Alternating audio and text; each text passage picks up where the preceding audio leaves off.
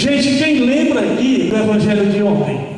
Levanta a mão quem lembra do Evangelho de ontem. Glória a Deus. Vocês lembram que no finalzinho do Evangelho ele fala assim, que as ovelhas pareciam o quê? Sem pastor. O padre Rivaldo ontem fez uma homilia magnífica. Não é por ser meu irmão não, mas foi fora do comum. E ele fez uma colocação de um jeito que nos levou a ter a certeza de que a nossa salvação passa pela salvação do nosso irmão. É isso que nós vamos ver hoje. Essa reflexão da homilia dele vai ser o tema da nossa. A tua salvação passa pela salvação do teu irmão. Nós vamos ver o que Deus tem para nos dizer através do profeta Ezequiel, capítulo 2 e 3. Toda essa referência para que vocês possam amadurecer em casa. O profeta Ezequiel diz o seguinte: a voz de Deus me disse, filho de homem, põe-te de pé, pois quero te falar. Depois que Deus me falou, um espírito veio até mim e me fez ficar de pé. E Deus me disse, filho de homem, vou te enviar à casa de Israel, um povo revoltado, que se rebelou contra mim até o dia de hoje. E é a esses filhos de coração duro, de cabeça dura, que eu te envio. E tu irás lhes falar a minha palavra, quer eles te escutem, quer não. Lembre-se que é um povo de coração duro, é um povo rebelde.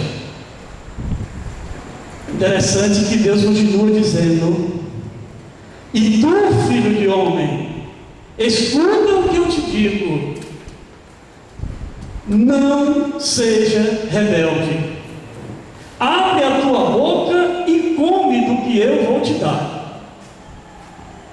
Eu olhei, e a mão de Deus estava estendida para mim, nela tinha um livro enrolado. Deus o desenrolou, e nele estava escrito dos dois lados, e neles continham palavras de queixas, gemidos e dor. E Deus continuou a me dizer: filho do homem, come-o, come este rolo. E eu comi, e na minha boca ele tinha a doçura do mel. E Deus continuou a me dizer: filho de homem, a caminho, vai à casa de Israel e fala-lhes com minhas palavras.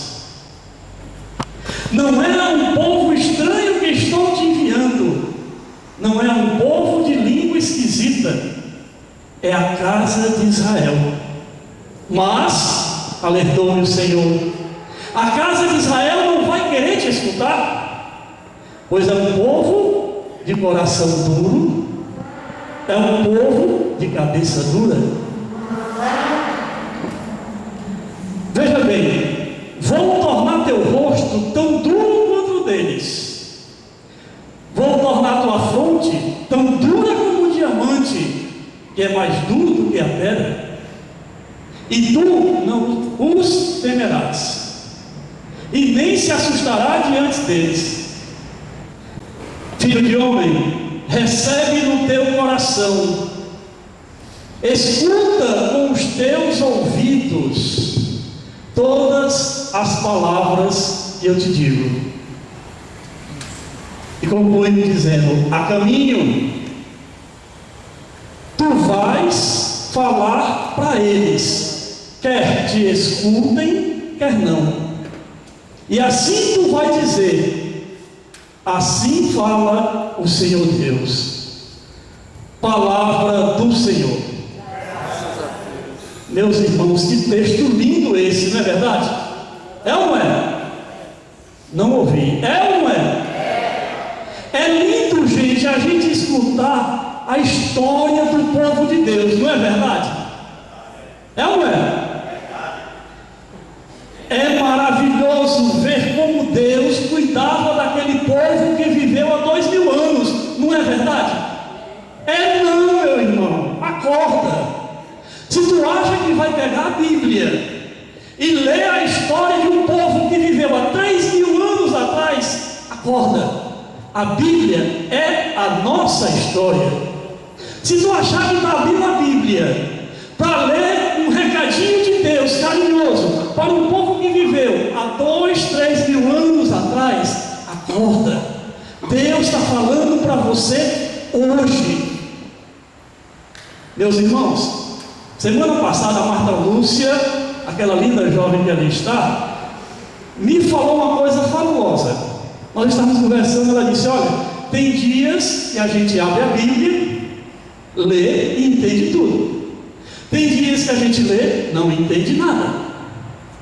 Mas não importa se a gente entende ou se a gente deixa de entender. Não importa se vai ter uma pessoa depois para nos explicar tudo. Porque no final, gente, o que conta realmente é a fé.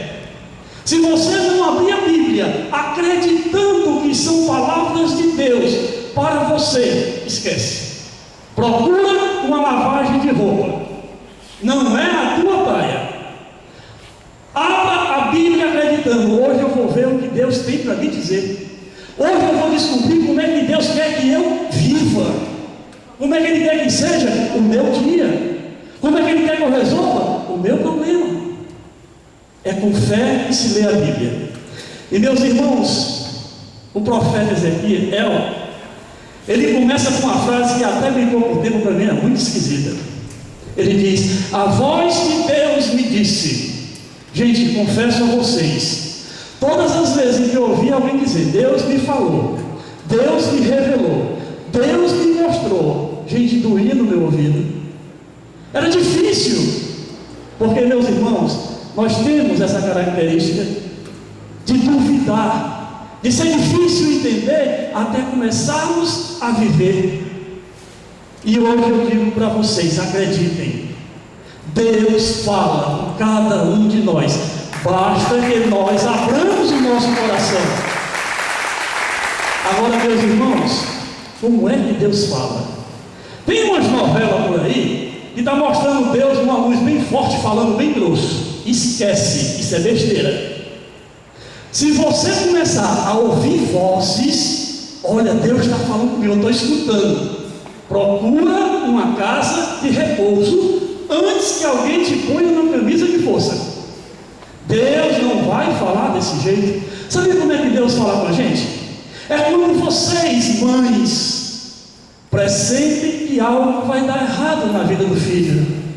Sabe como é que Deus fala para nós homens? Quando a gente vai fazer uma viagem, quando a gente vai fazer um negócio, e vem aquela vozinha insistente: não vai não, deixa para depois, ainda não é a hora. Isso é Deus falando.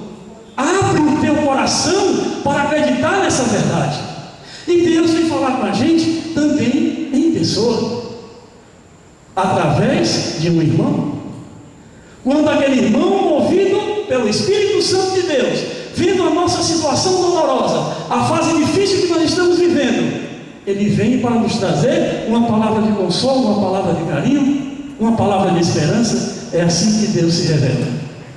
E, meus irmãos, interessante é que logo no começo, o autor sagrado escreveu, mas eu creio que ele não leu o que escreveu, porque se ele tivesse lido, ele tinha visto que tinha errado. O autor sagrado diz assim: Deus falou, põe-te de pé e eu quero te falar. Não foi isso que Deus falou? Ou seja, Deus precisa que eu fique de pé para Ele falar, não é assim? Só que em seguida ele diz: depois que Deus falou, o Espírito veio e me fez ficar de pé. Gente, será que Deus se arrependeu? Será que Deus cansou de esperar por nós? Se ele falou que só ia dizer uma coisa, se eu ficasse de pé, e logo em seguida ele vem dizendo que o Espírito me fez ficar de pé depois que Deus falou. Não está escrito isso? Gente, isso não é erro, isso chama-se sabedoria divina. Mas antes de explicar isso, vamos ver uma outra coisa. Filho de homem, põe-te de pé. Gente, ficar de pé não é na posição de sentido, não.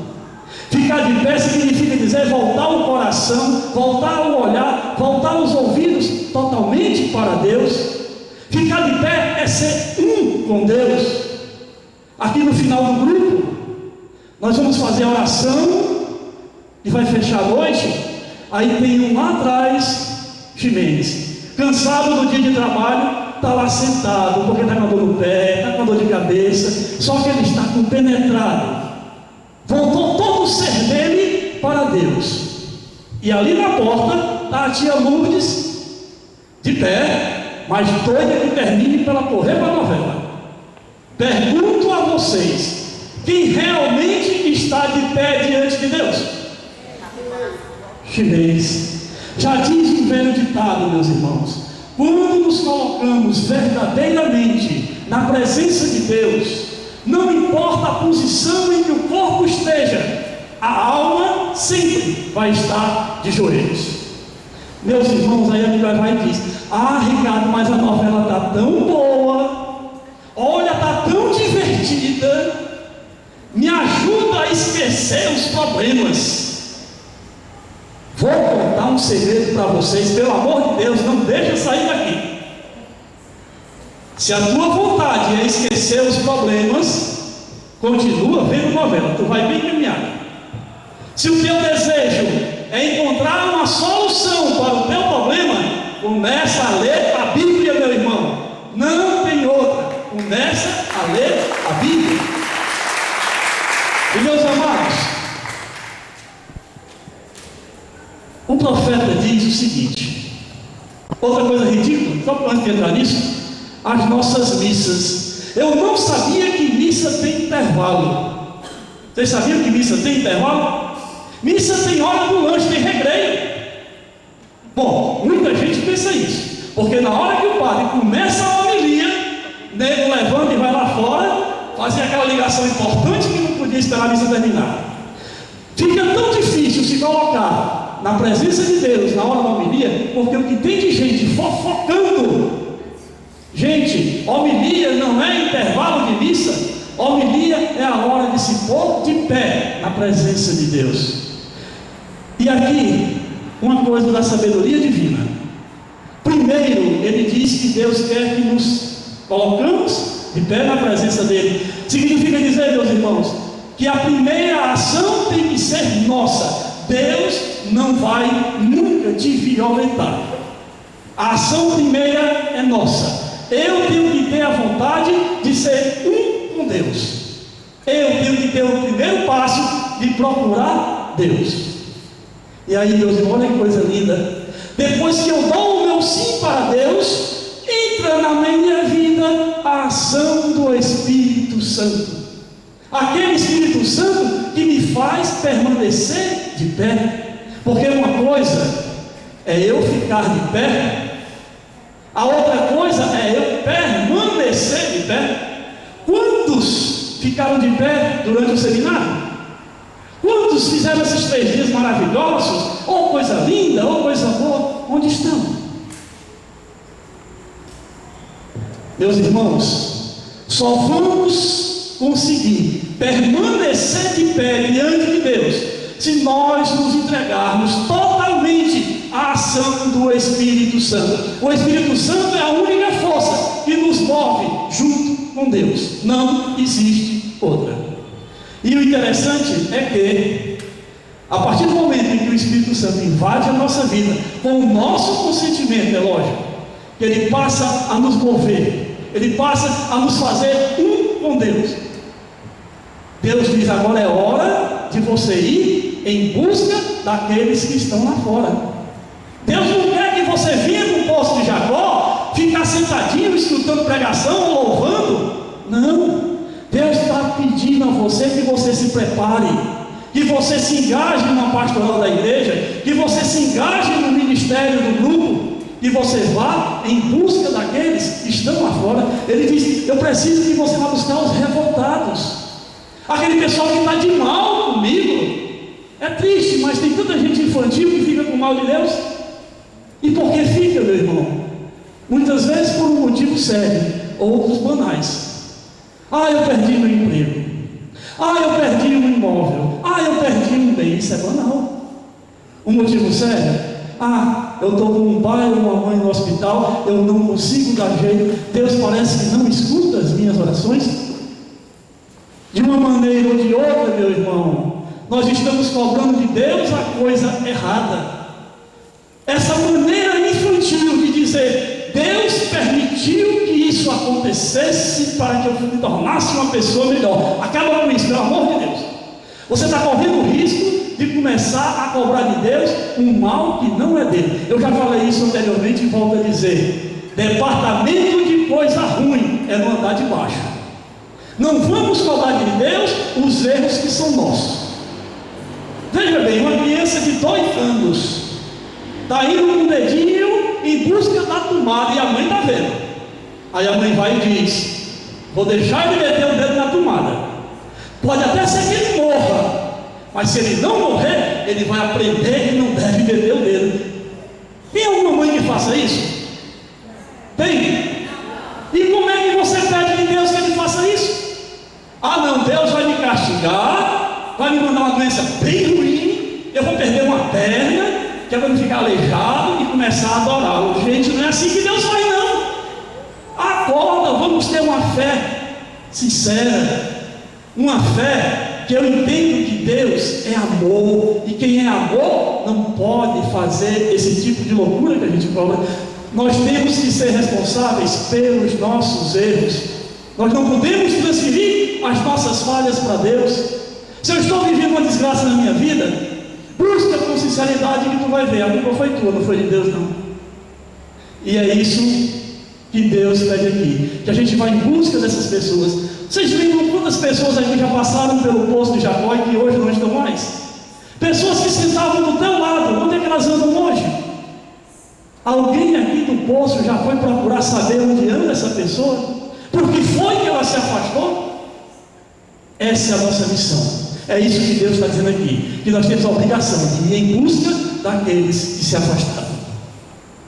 E Deus vai dizendo o seguinte: lembre-se, eles são cabeça dura, eles têm um coração insensível, mas tu vai ter que falar com eles, quer eles queiram, quer não. Gente, quem está revoltado não vai querer saber de Deus não vai querer saber da igreja, não vai querer. Mas só que nós temos que insistir. E aí, meus irmãos, vem uma coisa maravilhosa. Isso é para nós. Até agora nós falamos para os outros, nós somos bonzinhos. Agora é para nós. Deus diz: filho do homem, não sejas rebelde. Isso é para nós. Quantos de nós choramos de barriga cheia? Já parou para pensar nisso? Eu tenho a minha casa, eu tenho o meu trabalho, eu tenho o meu carrinho, mas eu não estou gostando.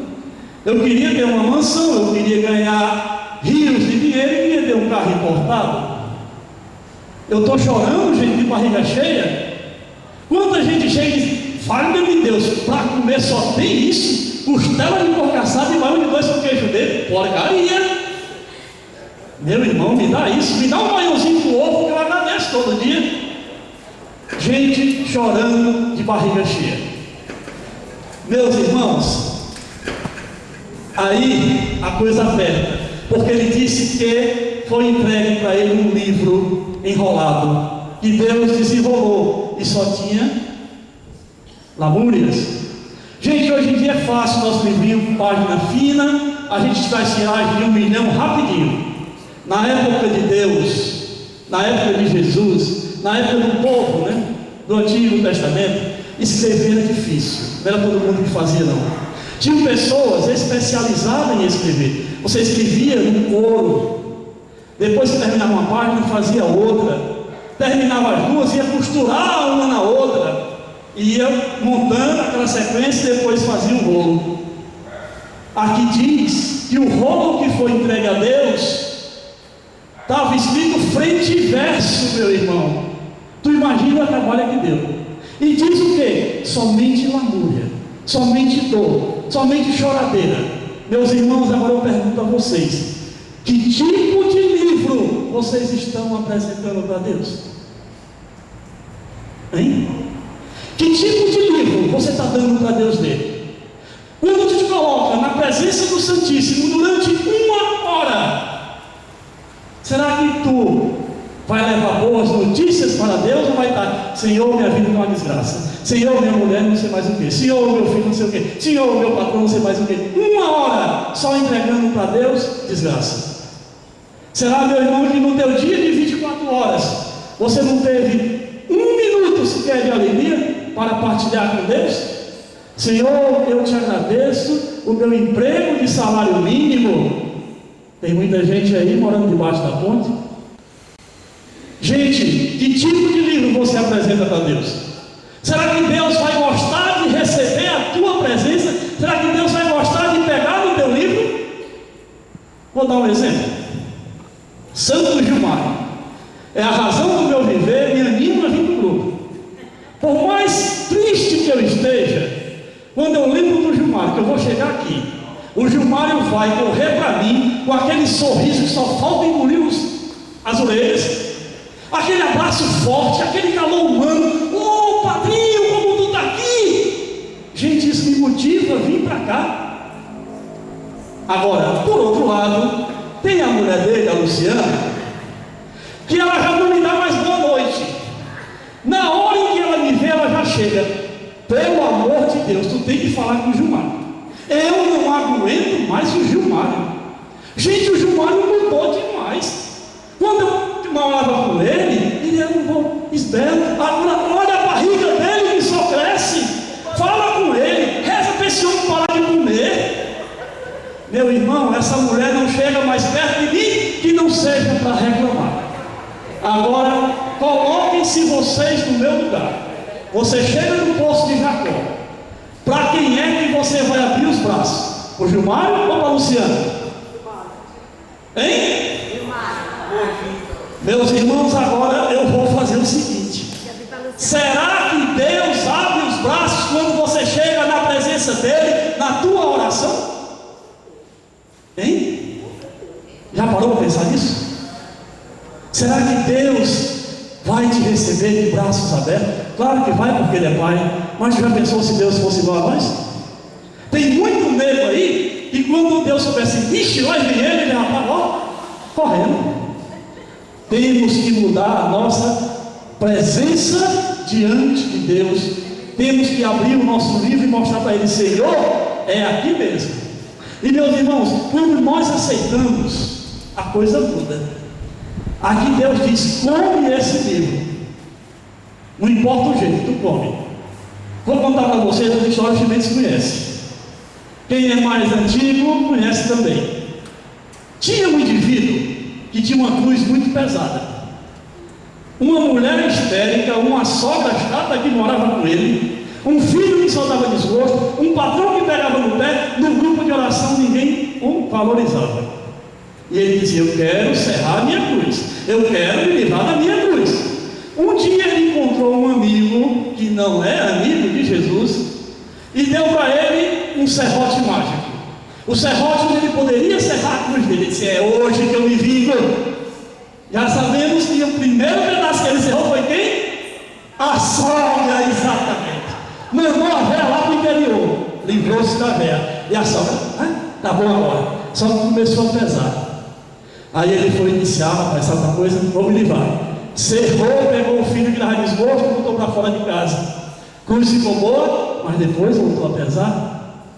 Ele disse: homem, sabe uma coisa? Essa mulher está me contando de cabelo branco. Cerrou e jogou a mulher para fora de casa. Agora eu estou sozinho. Pensa na brincadeira, não vai ser boa. Só que a cruz voltou a pesar. E ele disse: sabe uma coisa? Eu jogo para o canto. Vou me livrar de um padrão chato. Jogou o emprego para fora. Agora eu sou dono do meu nariz.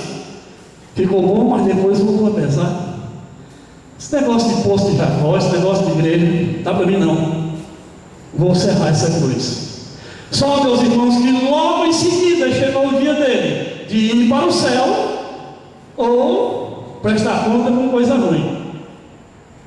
Chegou na beira do abismo, e aí? São Pedro do outro lado. Ele disse: São Pedro, como é que eu faço, São Pedro?